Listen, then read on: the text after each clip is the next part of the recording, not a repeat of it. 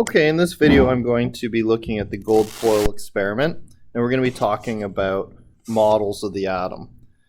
So the gold foil experiment took place right around 1900 and in the late 1908, 1909, 1910.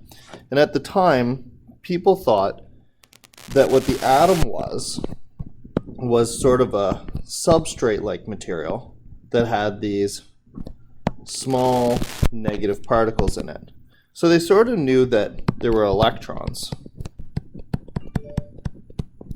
but they had no idea that there was a small positive nucleus and that the electrons were sort of flying around the outside. So what they thought was that this material, this sort of constant material, was all a little bit positive, and then there were these large negative electrons that existed in it. This is sometimes called the plum pudding or the raisin bun model, because if you imagine the muffin like a raisin bran muffin, and then you imagine the raisins in it, the raisins would be like the electrons, and the sort of cakey part is the positive material that they thought made up the atom. But we got some new technology around this time. A couple important things is we started to discover some radioactive particles in fluorescent screens. And so Rutherford was able to do an experiment that explored the atom in a different way that we hadn't done before.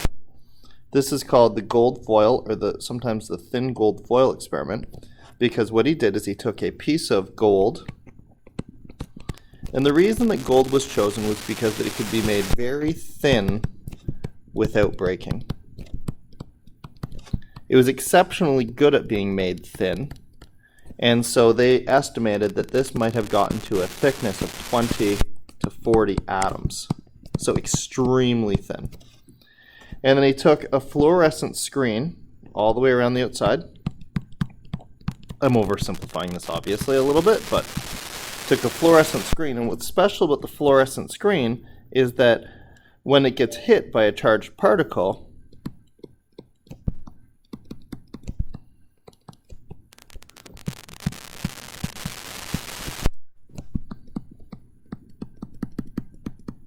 it glows.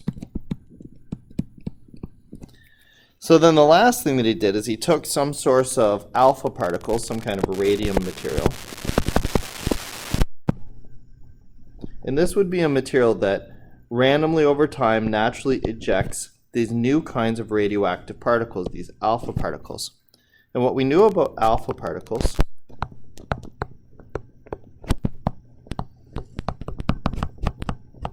is that as far as radiation goes, they were big and heavy, and they were positively charged.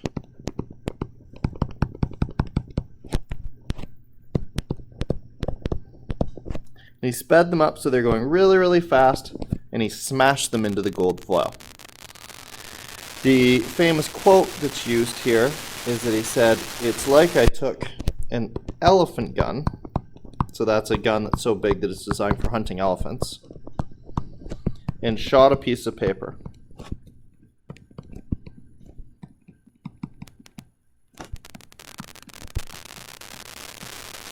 So we got these big, heavy alpha particles, big and heavy from an atomic perspective, not big and heavy in comparison to anything in the macroscopic world we're used to, but from an atomic perspective, big and heavy.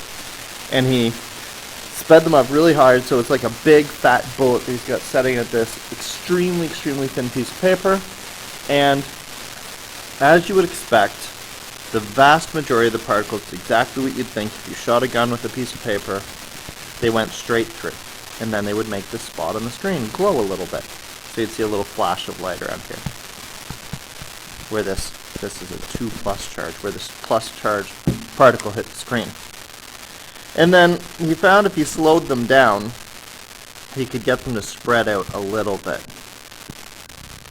And none of these conclusions were the remarkable conclusion that changed the way that we think about the atom. But there is something else that happened that was extremely unexpected and obviously changed the entire way that we think about the atom. About 1 in 8,000 of these alpha particles would actually bounce straight off the gold and come back and hit the screen at a large angle.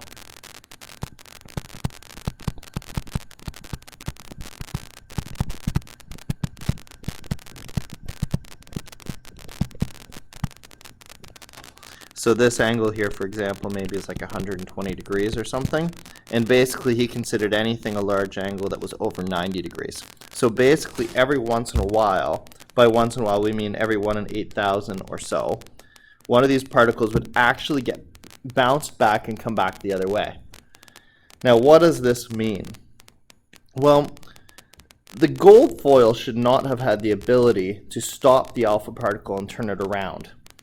So when I think about this, I kind of think about, imagine yourself chewing on something soft. Like let's say you're chewing on, let's imagine we're chewing on a Raisin Bran muffin, and we're just chewing the thing up and chewing and chewing and chewing and chewing. Imagine that all of a sudden your tooth hit something really hard and it all of a sudden stopped your tooth and it hurt your mouth entirely. Or it like reflected your tooth back on itself. What must be going on there is there must be something in that muffin that's very hard or very dense that can stop your tooth because your tooth is strong enough to push through it. There must be something like that. Or another analogy here is imagine you had a couple of screens and in between the two screens you had some sand.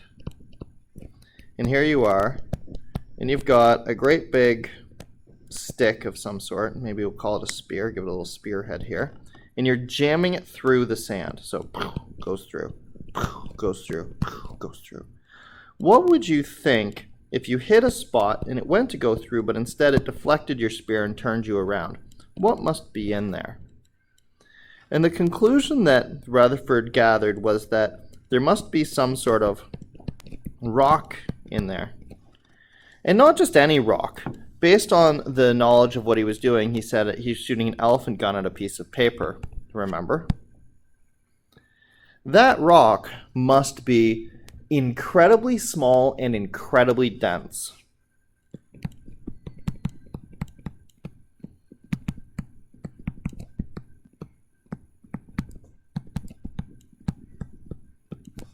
And from that idea, he came up with the idea that the nucleus of the nucleus of the atom, that an atom was not some substrate-like material, like say Jello with chunks of fruit in it, but instead it must be some incredibly dense nuclear core, positive, where he found about 99.9% of the mass of the atom.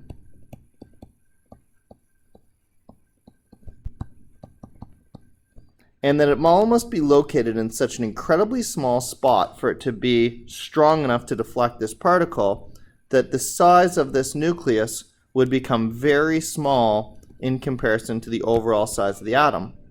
The conclusion that he came to then was that these electrons must exist outside this positive nuclear core, and that the distance between atoms would be much, much greater than the distance between the atoms would be much, much greater than the size of the atom itself.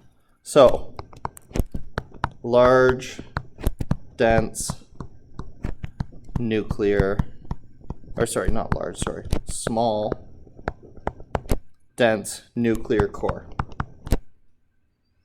And then on top of that, if we are going to have enough mass in that nuclear core to reflect these alpha particles, the vast majority of the space of the atom must be made up of empty space. To get an idea for the scale based on the calculations and the likelihood of using the likelihood of him having hit one of those dense nuclear cores, we can get the idea that if a nucleus of an atom was something like the size of a dime, then the next nucleus of the atom that would be existent would be an entire football field away from the last dime. So if we imagine how much of the atom is made up of empty space, if we imagine a dime at one end of a football field and a dime at another end of the football field, those give you the idea of how big the nucleus of those atoms would be. And so what you can see is they're extremely small in comparison to space in between them. So that was our new picture of the atom. This incredibly dense nuclear core, and then these electrons occupying the space in between them, but beyond that, the vast majority of the space in between them just being this empty space. Because to reflect one of these alpha particles, there must have been something so incredibly dense. Kind of like if you're chewing on a muffin and you hit a rock, or if you were trying to poke your spear through the sand and there was something strong enough to block you. What's interesting about this is that at least at this point, we had no idea why the electrons, which are negative,